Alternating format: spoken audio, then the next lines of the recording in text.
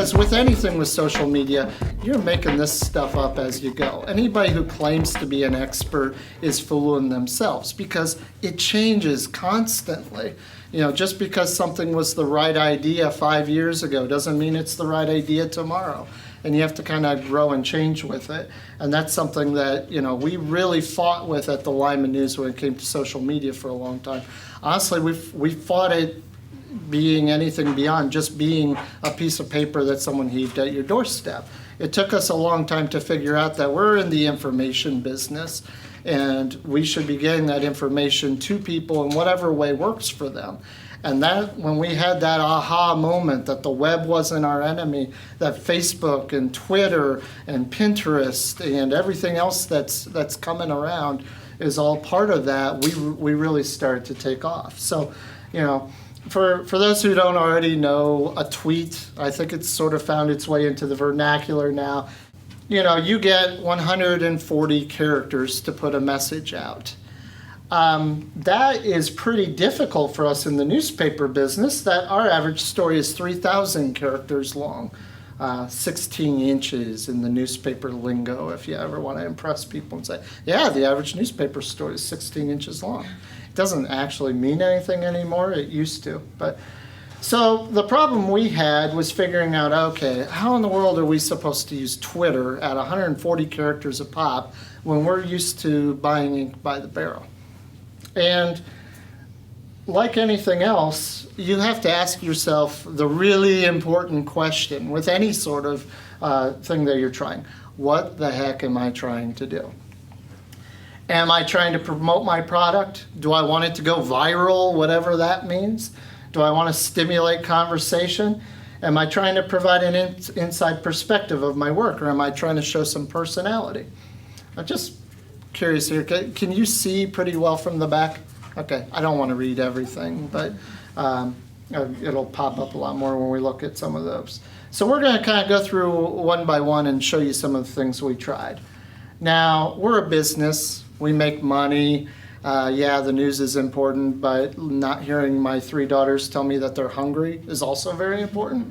So when the Lyman News got into Twitter and Facebook and all that kind of stuff, our main goal was to promote my product. In our case, we have a website, lymeohio.com. We wanted to send people to lymeohio.com. That was the most important thing in the world for us. And Twitter is very good at sending people to a website. If you can include enough information into your message and a link to get people there, it absolutely is good at that. In the case of the Lyman News, we take an RSS feed. Anybody here familiar with RSS feeds? Most website software that you have out there, if you talk to one of the nerdier people in the building, will be able to tell you, oh yeah, our website has an RSS feed. You can feed it right into a bunch of different services. The Lyman News happens to use a free one called Twitter Feed that will look at our RSS feed constantly, and when it finds something new, boom, pops it out onto Twitter. Not the fastest way to get things out on Twitter, but it's something that we've decided we want to do with our main account, twitter.com/Lyman News or @Lyman News. We decided that was the way we wanted to do that, so that we were only sharing things that were confirmed enough that they were on our main website. You see so often these news reports where somebody's put something out that just wasn't true. The one that was going around yesterday was Jackie Chan died in a fall while filming a movie in China. Someone saw it on Twitter, so it must be true. Well, no, because anyone could put anything out on Twitter. So a choice we made with our flagship Lyman News Twitter account was that we were only putting things up that we believed and loved enough that it was on the main website, which to us, the main website is like that paper we heave at your door. We stand behind everything on there 110%, even when it looks ridiculous. So that's sort of our thinking on this. And that promoting the product is important because making money is important, and we all think that's a good thing. This is by far our most popular Twitter account. We have 2,774 users on that as of this morning. I made a little note on there, so I'd say the right number. And it is a good, useful way to use your Twitter feed, especially if you have a website, especially if you have some kind of information that people want on your website. But that's the trick. You have to have something there that is important. So you're trying to go viral. That seems to be the thing that bosses who've read like 3 magazine articles about how to grow your business, they say you gotta go viral. Somebody else is gonna market me. Ain't that great? So if you want something to go viral in the Twitterverse, they want you to retweet it. You want to have a piece of information that somebody thinks is so important that they're going to share it and it's going to go elsewhere. Twitter is great with that. In their language, it's retweeting. They're just going to send your exact message back out with an RT. That has the wonderful benefit that beyond our almost 3,000 people looking at it, it's your 100 friends or followers who will also see it. In some cases, it's been really helpful to us to get some really bizarre, smaller story that you wouldn't even think is that big of a deal sent to a lot of different places. I'm just going to grab this while we're, oh, that's all right. So it's great in terms of going viral. A whole lot easier than a video going viral on YouTube, which is, in our experience, almost impossible unless it involves a dog grabbing a beer for a guy out of the fridge.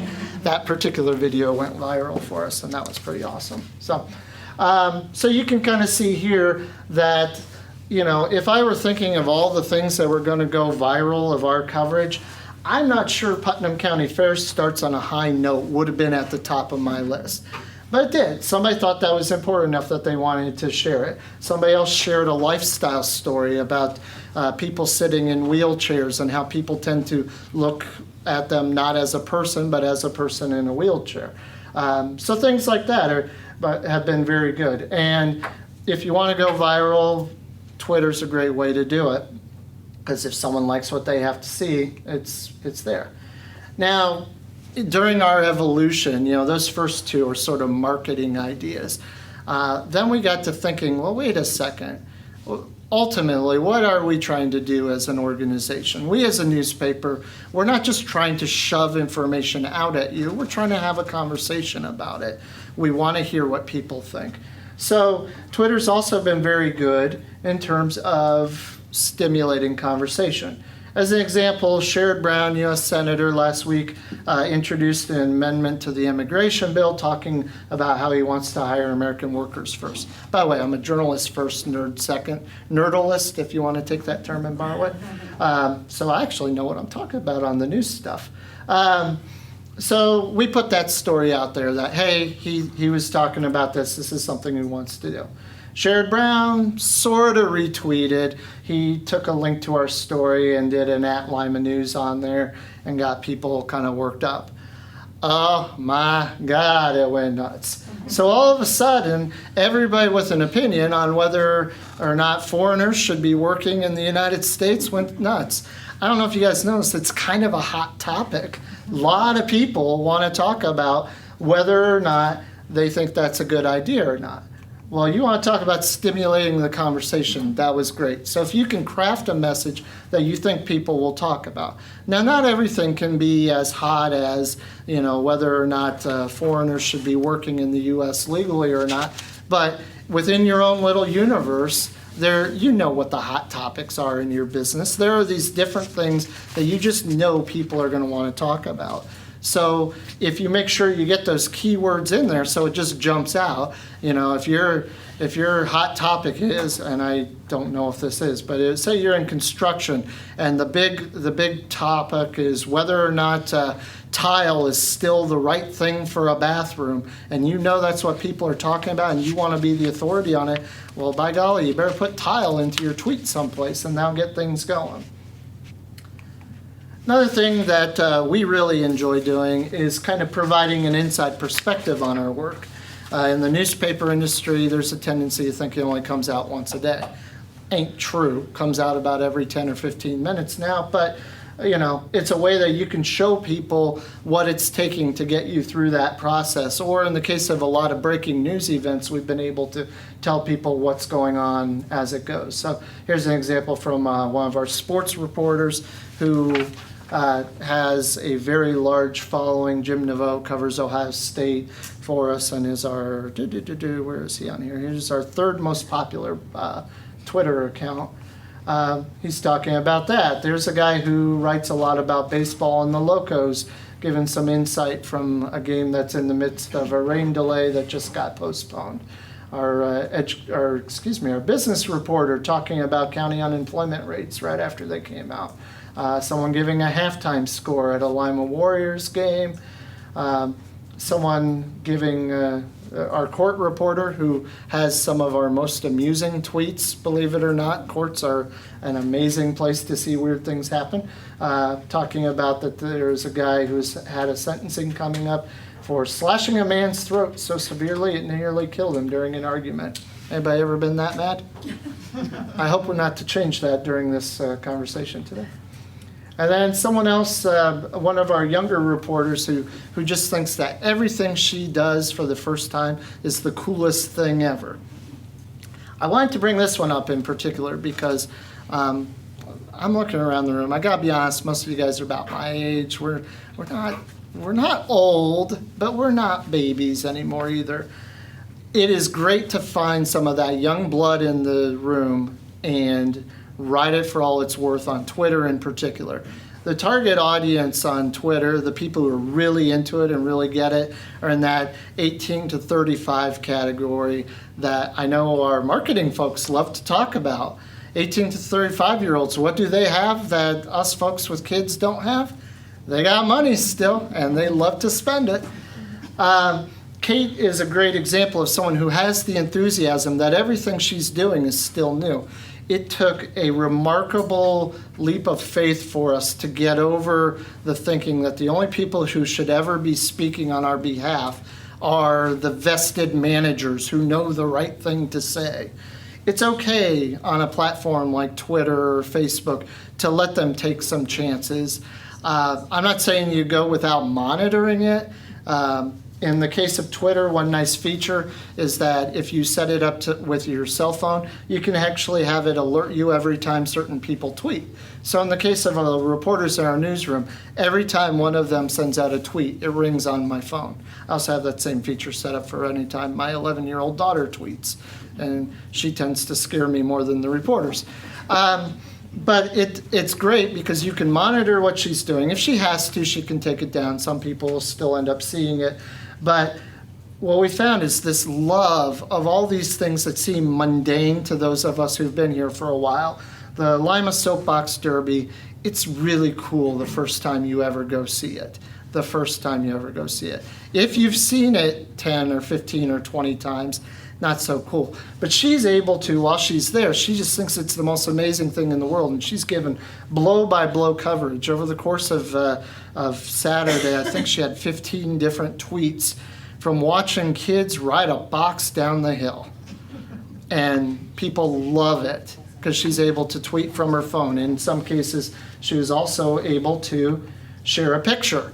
One of the newer, cooler, I shouldn't call it a new feature. You've been able to do this from Twitter for a long time, but it's a lot more integrated into it, where when you're on Twitter, you can look at the view photo, or depending on how you're looking at it, it'll automatically pop up. But it's a good way, say someone in your business who can spell and not make you look silly is doing a particular kind of job that not everybody's gotten a chance to see done. Well, say, hey, if you want while you're doing this, why don't you tweet a little bit about it so people can see the inside workings of, how to set up a toilet, I'm sorry, I can't read everybody what they're doing, but whatever your business is, there's something that you do that you know is cool and you just have problems expressing to the world. Put a phone in the hand of someone who's a little younger at it and still thinks everything is cool, and you'd be amazed what happens.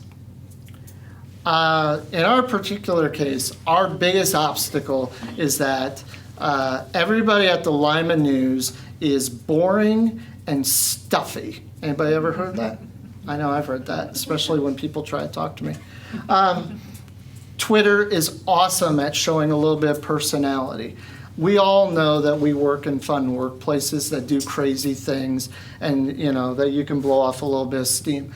In the case of the Lima News, if you ever want the most interesting group of people in the world, get a bunch of journalists together. They all have amazing, funny stories, and we don't always get to tell them in the paper. So we get to have a lot of fun on Twitter, and that's really the only place we're allowed to have fun, where, I fashion myself a bit of a stand-up comedian. So I like to post links to stories and make smart aleck comments. Like there's a story about this contest for floating boats made out of concrete, and I added in the smart aleck remarks. So cement shoes could help you walk on water. I thought it was funny. Whatever. That has the double hit for us. If someone clicks that, I've marketed to go to our website, which is good. And I get a release that, I saw something that I thought was funny and I got to share it. Jim Naveau, again, one of our more popular ones. Daily Show's John Oliver doing a better job out of the bullpen than any of the Reds relievers right now. Any Reds fans in here who want to argue with that? Watch a Reds game. Kate Malangowski kind of showing that it's her first time seeing a competition like this.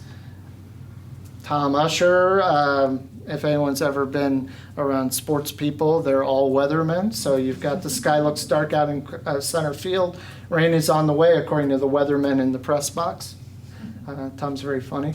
Greg Sawinski, you won't believe why prosecutors dropped charges. I speak English as a first language.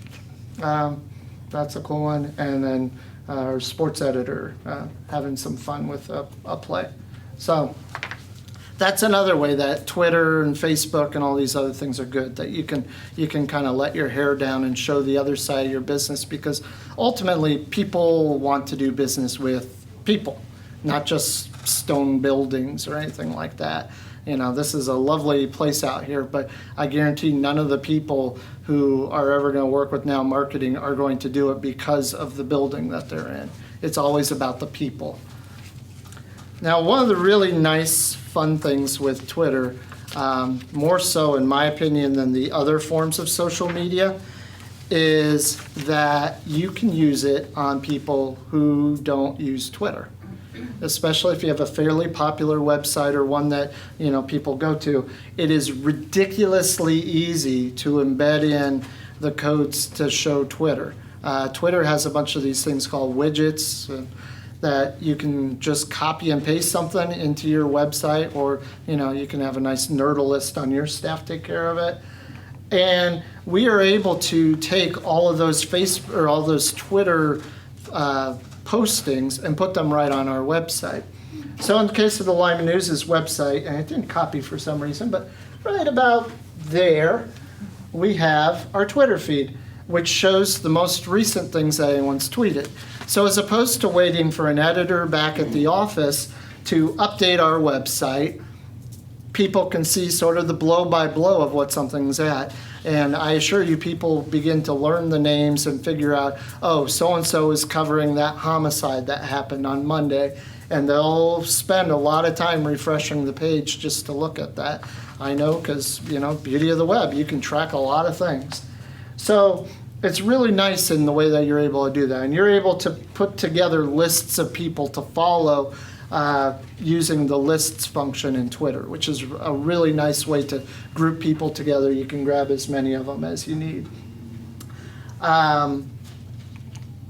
We've also found, when we thought outside the box a little bit, that why are we only sharing what we say? Why don't we take some of these other places that we trust and put them out there too? Because as you've heard throughout the day, everybody's tweeting.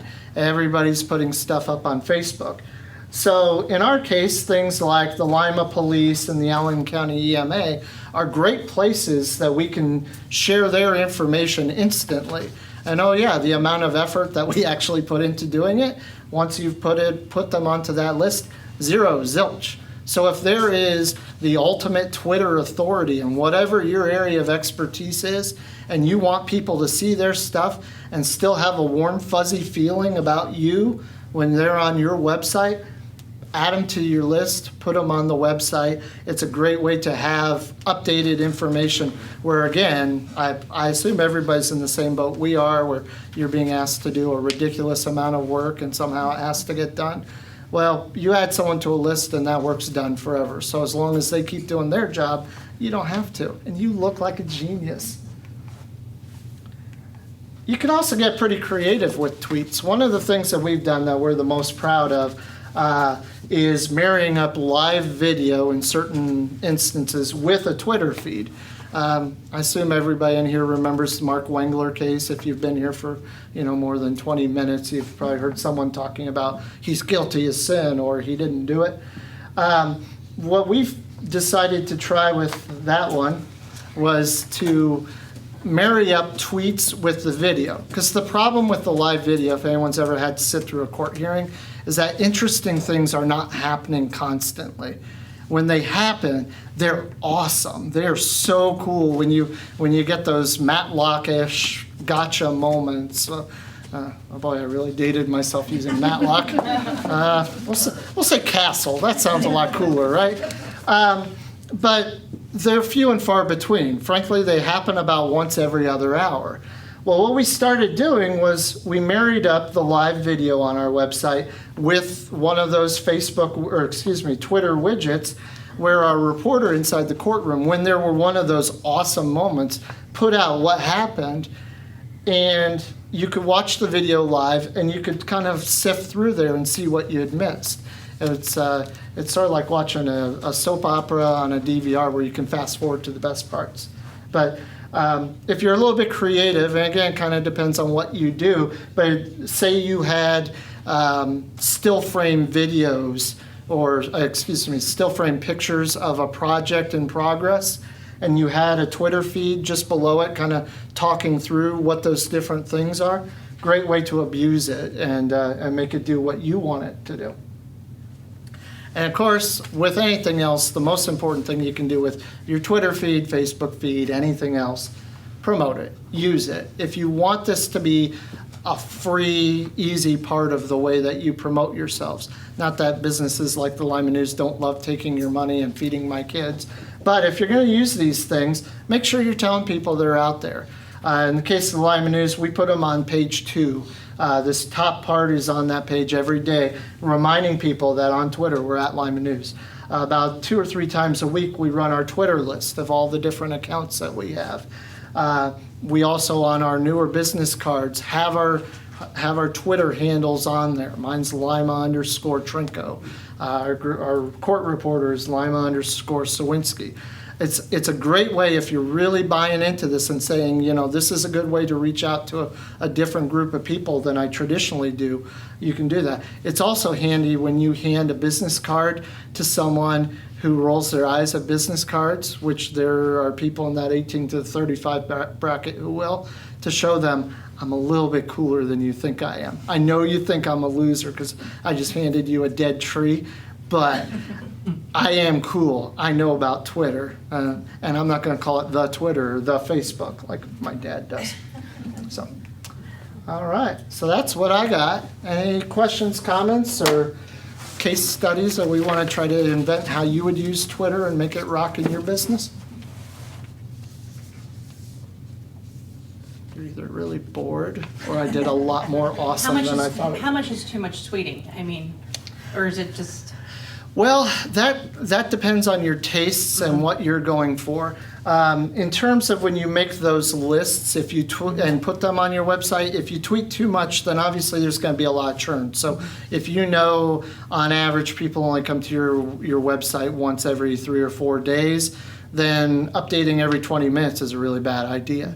If you're anticipating people looking at you on Twitter, the life cycle of a Twitter post is really kind of sad. Aside from the list stuff, the last figure I saw was every 23 minutes a Twitter post dies. That nobody's going to see it anymore 23 minutes after you've posted it.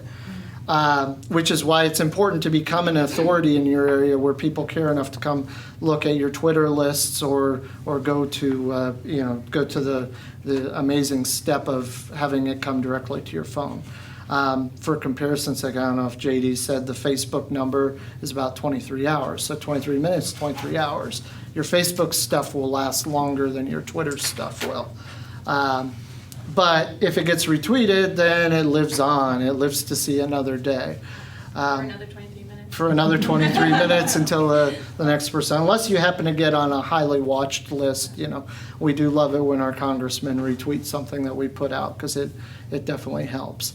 And something you can do if you want to try to guide that along is, if there's somebody you've mentioned in one of your tweets, is to put their, at Sherrod Brown in there, and that'll kind of goose the system a lot, because there are a lot of public relations organizations that will just retweet everything that includes the person's name.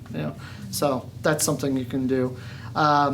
What I generally tell the reporters is that if you are bored, don't tweet it that you're bored. Because there are times, if you're stuck at the same thing for 4 or 5 hours, take one of those court cases, you don't want to, it is boring to wait that other hour and a half before something exciting happens, but you don't want to just be putting something out constantly, because then you just kind of become part of the noise, you're part of the background. So I guess I would say, if you take those different reasons why you would tweet and think about those first. Am I tweeting because it's been 23 minutes, or am I tweeting because I got something to say? And if you have something to say, then say it. It's not best form to say the same thing over and over, but I've seen some people do it effectively. Did I dance around your question well enough? Absolutely, it did. Good, Thank you. good. Not bad for no classes. Okay, anybody else? I was gonna say no pun intended, right? Did Yeah. you know you own a dance studio? No. Oh, I didn't. No. Perfect. It did. Oh, okay. Well, I'm just that good. Yeah. All right. Found it up on Twitter. Yep. Yeah. All right. Well, I appreciate you guys' time. Any questions, feel free to call me or tweet me or anything else. I'm Lima_Trinko. It's not my first form of communication, but I'll get to you. Thanks. Perfect. Thank you for spending your time here. Appreciate it so much. And I will share your presentation, if that's okay, with them as well. And we'll have the video to go along with it. So thank you so much. Thank you. Appreciate it.